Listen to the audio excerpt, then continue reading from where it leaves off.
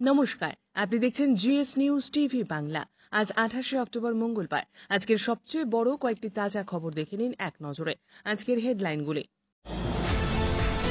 Post-mortem রিপোর্টটাই মিথ্যে, মন গড়া। পুলিশের ধর্ষণে তরুণী চিকিৎসকের আত্মহত্যার ভয়ঙ্কর আপডেট। বাবার সম্পত্তিতে মেয়েদের অধিকার নেই, উত্তরাধিকার মামলায় ঐতিহাসিক রায় হাইকোর্টের। বেলডাঙ্গায় বাবরি মসজিদ গড়বেন হুমায়ুন কবির, সৌদি থেকে আনছেন ইমাম। 3 বছর পর শুরু হচ্ছে 100 দিনের কাজ, বাংলার বকেয়া টাকা দিতেই হবে কেন্দ্রকে, নির্দেশ সুপ্রিম কোর্টে। অক্টোবরে ধেয়ে আসছে মান্থা। 288 বছর আগে এই মাসেই কলকাতা দেখেছিল প্রথম প্রাণঘাতী ঘূর্ণিঝড়। অভিশাপ পেয়ে গাছে পরিণত হয়েছিলেন তুলসী দেবী, জেনে নিন সেই পৌরাণিক কাহিনী। 2002 সালের ভোটার তালিকায় আছে আপনার নাম, জেনে নিন এইভাবে। এসআইআর ভোটার তালিকা কি, পশ্চিমবঙ্গ এবং বিহারে এটি কেন এত গুরুত্বপূর্ণ, কি বলছেন রাজনৈতিক নেতা এবং বিশ্লেষকেরা। প্রেমে প্রত্যাখ্যান, টিউশনে গিয়ে আর বাড়ি ফিরল না। কিশোরীকে অপহরণ করে ধর্ষণ এবং খুনের অভিযোগ। 10 জেলাশাসক সহ রাজ্যের 64 আমলার পদে রদবদল নবান্নের। এসআইআর চালু হলেই বদলির জন্য লাগবে কমিশনের অনুমতি। বাংলার টাকা মঞ্জুর করতে হবে কেন্দ্রের মোদী সরকারকে। 100 দিনের কাজ নিয়ে হাইকোর্টের নির্দেশই বহাল রাখল সুপ্রিম কোর্ট। চলবে না অন্যায়, টিকবে না ফন্দি, সুপ্রিম ধাক্কার পর কেন্দ্রকে তীব্র কটাক্ষ অভিষেকের। ভবানীপুরে অন্য বিজেপি নেতাদের মনোবল বাড়াতে ভোকাল টনি, তবে নিজে লড়বেন না শুভেন্দু। আফগানিস্তানের ভারতীয়দের আটকে রেখে দুর্ব্যবহার, সোশ্যাল মিডিয়ার পোস্টে শোরগোল। সাঁড়াশি থাবা বালাসানে। শিলিগুড়ির ম্যাপ থেকে উধাও জনপ্রিয় পিকনিক স্পট, নতুন স্থানের খোঁজে মহকুমা পরিষদ। বহিরাগত বাংলা বিরোধী জমিদারদের জন্য বড় পরাজয়, 100 দিনের মামলায় বড় জয়ের পরেই পোস্ট অভিষেকের। খরচা হচ্ছে 25 কোটি, বসছে পাম্প হাউস। আরও এক ধাপ এগুলো ঘাটাল মাস্টার প্ল্যানের কাজ। 3 বছর লড়াইয়ের পর বড় জয়, 100 দিনের প্রকল্প নিয়ে সুপ্রিম রায় উচ্ছ্বসিত তৃণমূল। মমতার বড় জয়, 100 দিনের কাজের টাকা দিতেই হবে কেন্দ্রকে, জানালো সুপ্রিম কোর্ট। পশ্চিমবঙ্গ সহ 12 রাজ্যে মঙ্গল থেকেই এসআইআর শুরু, জানিয়ে দিল নির্বাচন কমিশন। প্রকৃত ভোটার বাদ পড়লে বিজেপিকে ধরে ধরে আগুন জ্বালাবো, হুঁশিয়ারি বিধায়ক নিশীথ মালিকের। কেন্দ্রীয় সরকারি কর্মচারীদের জন্য স্বস্তি, নভেম্বরেই বড় পদক্ষেপের পথে মোদী সরকার। আমরা প্রতিদিন চেষ্টা করি আপনাদের জন্য সঠিক খবর পৌঁছে দিতে। আমাদের এই ছোট্ট চেষ্টাকে যদি আপনার ভালো লাগে তাহলে দয়া করে একটা লাইক দিয়ে পাশে থাকুন। আপনার একটি লাইকই আমাদের আগামী দিনের অনুপ্রেরণা। এবার দেখে নেব বিস্তারিত খবর। মহারাষ্ট্রের সাতারায় তরুণী চিকিৎসক আত্মঘাতী হওয়ার মামলায় নয়া মোড়। এবার পোস্টমর্টম রিপোর্ট নিয়ে ভয়ঙ্কর অভিযোগ। মিথ্যে ময়নাতদন্তের রিপোর্ট দেওয়ার দাবি এক মহিলার। আর তা ঘিরেই নতুন মাত্রা পেল সাতারার তরুণী চিকিৎসকের আত্মহত্যা মামলা। হাতে সুইসাইড নোট লিখে আত্মঘাতী হয়েছেন ওই তরুণী চিকিৎসক। অভিযোগ করেছেন পুলিশ 4 বার ধর্ষণ করেছে। এসআই গোপাল বাদনে 5 মাসে 4 বার ধর্ষণ করেছে তাকে। বাড়ির মালিকের ছেলে প্রশান্ত বাঙ্কার তাকে মানসিক নির্যাতনের অভিযোগ করেছেন। সেই সঙ্গে 4 পাতার আরেকটি চিঠিতে ওই তরুণী চিকিৎসকের আরও বিস্ফোরক অভিযোগ। একজন সাংসদও তার উপর চাপ সৃষ্টি করেছিলেন। এই মামলায় এবার নয়া মাত্রা যোগ করল ভাগ্যশ্রী পাচাঙ্গনের দাবি। তার দাবি পোস্টমর্টম রিপোর্ট পরিবর্তন করার জন্য ডাক্তারের উপর চাপ ছিল। আত্মঘাতী তরুণী চিকিৎসক তার মেয়ের মৃত্যুতে মিথ্যে পোস্টমর্টম রিপোর্ট দেন চাপের জন্য। ভুয়ো পোস্টমর্টম রিপোর্টে স্বাক্ষর করেছিলেন ওই তরুণী চিকিৎসক। ভাগ্যশ্রী পাচাঙ্গানে নামে ওই মহিলা দীপালি মারুতির মা। এই দীপালি মারুতির স্বাভাবিক মৃত্যু হয়নি বলে অভিযোগ। তার অভিযোগের ভিত্তিতেই তার মেয়ে দীপালি মারুতির বিয়ে হয়েছিল ভারতীয় সেনা কর্মকর্তা অজিঙ্ক্য হনুমন্ত নিম্বালকের সঙ্গে। বিয়ের পর থেকেই তার মেয়ে স্বামী এবং শ্বশুরবাড়ির লোকেদের হাতে ক্রমাগত মানসিক এবং শারীরিক নির্যাতনের শিকার হন। এই যন্ত্রণা সহ্য করতে না পেরে 19 আগস্ট আত্মঘাতী হন তার মেয়ে দীপালি। কিন্তু ভাগ্যশ্রী দাবি করছেন তার মেয়েকে খুন করা হয়ে থাকতে পারে। তার অভিযোগ, দীপালির মৃত্যুর 5 দিন পরেও পুলিশ পোস্টমর্টম রিপোর্ট দেয়নি। 1 মাস পর যখন পাচাঙ্গনি পরিবার অবশেষে ময়নাতদন্ত রিপোর্ট হাতে পায় তখন সেটা সম্পূর্ণরূপে বানানো এবং মন করা, এমনটাই দাবি তার। তার অভিযোগ, অজিঙ্কা তার রাজনৈতিক এবং পুলিশি কানেকশন ব্যবহার করে ঘটনাটি ধামাচাপা দেয়। প্রসঙ্গত এর আগে সামনে আসে যে আত্মঘাতী তরুণী চিকিৎসকের বিরুদ্ধেই অভিযোগ দায়ের করেছিল পুলিশ। সমস্যাজনক আচরণের অভিযোগে পুলিশের অভিযোগ দায়ের করা হয়। উত্তরাধিকার সূত্রে প্রাপ্ত সম্পত্তিতে মেয়েদের অধিকার নিয়ে একটি গুরুত্বপূর্ণ মামলা ছত্তিশগড় হাইকোর্ট এক ঐতিহাসিক রায় দিয়েছে। বর্তমানে হিন্দু উত্তরাধিকার আইন অনুযায়ী বাবার সম্পত্তিতে মেয়ের সমান অধিকার, অর্থাৎ ছেলে মেয়ে নির্বিশেষে সবাই সন্তান বাবার সম্পত্তির সমান অধিকার পাবেন। তারপরও ছত্তিশগড় হাইকোর্টে খারিজ হয়ে গেল এক মহিলার করা আবেদন। আদালতের নির্দেশে দেওয়া হলো বাবার সম্পত্তিতে তিনি কোনো অধিকার পাবেন না। আদালত স্পষ্টভাবে জানিয়েছে যে যদি পৈতৃক সম্পত্তির উত্তরাধিকার 1956 সালের আগে শুরু হয়ে থাকে, অর্থাৎ সম্পত্তির মালিকের মৃত্যু যদি 1956 সালের আগে হয়ে থাকে, তবে সেক্ষেত্রে কন্যারা সেই সম্পত্তির উত্তরাধিকারী হতে পারবেন না। এই রায়টি বহু পুরনো মামলাগুলির ক্ষেত্রে একটি গুরুত্বপূর্ণ দিশা নির্দেশ করেছে। উল্লেখ্য, 2005 সালে হিন্দু উত্তরাধিকার আইনে এক গুরুত্বপূর্ণ সংশোধন করা হয়েছিল।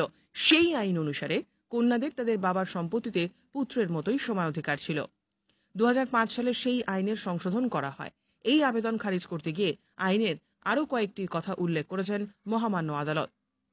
সেখানে বলতে গিয়ে মহামান্য আদালত জানায়, আসলে হিন্দু উত্তরাধিকার আইন কার্যকর হয়েছে 1956 সালে। তার আগে উত্তরাধিকারের বিষয়টি ছিল মিতাক্ষরা আইন অনুযায়ী। সেই আইনে কোনো মহিলা তখনই তার বাবার সম্পত্তির অধিকারী হতে পারত যখন কোনো পুরুষ উত্তরাধিকার থাকতো না। 3 বছরের বেশি সময় ধরে বন্ধ থাকা 100 দিনের কাজের প্রকল্প ফের শুরু হচ্ছে। হাইকোর্টের নির্দেশ বহাল রেখে সোমবার কাজ চালু করার নির্দেশ দিয়েছে সুপ্রিম কোর্ট। 1 আগস্ট থেকে কাজ চালু রাখার কথা হয়েছিল। প্রত্যন্ত মানুষ যাতে সুবিধে পান সেটা দেখার নির্দেশ দেওয়া হয়েছে। সোমবার 100 দিনের কাজ প্রকল্প নিয়ে কেন্দ্রের আবেদনে শেষ পর্যন্ত হস্তক্ষেপ করল না সুপ্রিম কোর্ট। বিচারপতি বিক্রম নাথ ও বিচারপতি সন্দীপ মেহতার ডিভিশন বেঞ্চ কেন্দ্রের আবেদনের শুনানিতে সাফ জানায়, আপনারা নিজেরাই আবেদন তুলে নেবেন নাকি আমরা তা খারিজ করে দেব। শেষ পর্যন্ত আদালত মামলাটি খারিজ করে দেয়। গত 3 বছর ধরে পশ্চিমবঙ্গে বন্ধ রয়েছে 100 দিনের কাজের প্রকল্প। তৃণমূল সরকার বারবার অভিযোগ জানিয়েছে কেন্দ্র ইচ্ছাকৃতভাবে প্রকল্পের অর্থ আটকে রেখেছে। কেন্দ্রের দাবি রাজ্যে এই প্রকল্পে ব্যাপক দুর্নীতি হয়েছে। প্রকৃত শ্রমিকদের বঞ্চিত করে টাকার লেনদেন হয়েছে ভুয়ো ব্যাংক অ্যাকাউন্টে। সেই কারণেই অর্থ বরাদ্দ বন্ধ রাখা হয়েছিল। 2রা নভেম্বর পালিত হবে তুলসী বিবাহ উৎসব। ধর্মীয় বিশ্বাস অনুসারে এই দিন ভগবান বিষ্ণু 4 মাসের যোগনিদ্রা থেকে জাগ্রত হন। এই 4 মাসকে চতুর্মাস বলা হয়। হিন্দু ধর্মে ভগবান বিষ্ণুর জাগ্রত হওয়ার পরেই শুভ কাজ শুরু হয়। এই দিনে তুলসী বিবাহ উৎসব পালিত হয়। হিন্দু ধর্মে তুলসীকে পবিত্র এবং ঐশ্বরিক বলে মনে করা হয়। তবে জানেন নিশ্চয়ই, গণেশ পুজোয় কখনো তুলসী ব্যবহার করা হয় না। কিংবদন্তি অনুসারে তুলসী দেবী গণেশকে অভিশাপ দেওয়ার পর নিজের ভুল বুঝতে পারেন এবং গণেশের কাছে ক্ষমা চেয়ে নেন। সিদ্ধিদাতাও শান্ত হন এবং তুলসী দেবীকে বলেন সময়ের সঙ্গে তুলসী একটি গাছের রূপ ধারণ করবেন। তিনি মানুষের কাছ থেকে পুজো পাবেন। তুলসী গাছ ধর্মীয় আচার অনুষ্ঠান এবং আধ্যাত্মিক শুদ্ধির প্রতীক হিসেবে বিবেচিত হবে। কিন্তু গণেশ একথাও স্পষ্ট বলে দেন যে তার পুজোয় তুলসীর ব্যবহার করা যাবে না। এই কারণেই আজও গণেশ পুজোয় তুলসীর ব্যবহার হয় না। বাংলায় এখনো আনুষ্ঠানিকভাবে ঘোষণা হয়নি এসআইআর এর। তবে কমিশনের প্রস্তুতি বৈঠক, বুথ ভিত্তিক ম্যাপিং আর ভোটার তালিকা ঘিরে তৎপরতা দেখে একাংশের মত এসআইআর এর ঘোষণা এখন শুধু সময়ের অপেক্ষা।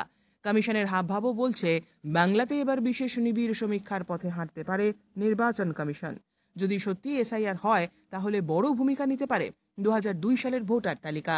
কারণ কমিশন যদি বিহারের মডেল অনুসরণ করে তাহলে বাংলাতেও শেষবারের মতো করা এসআইআর অর্থাৎ 2002 সালের ভোটার তালিকাকেই ব্যবহৃত করা হবে ভিত্তি হিসাবে।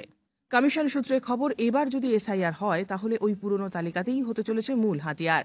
তাই আগে থেকেই নিজের নাম দেখে নেওয়া বুদ্ধিমানের কাজ।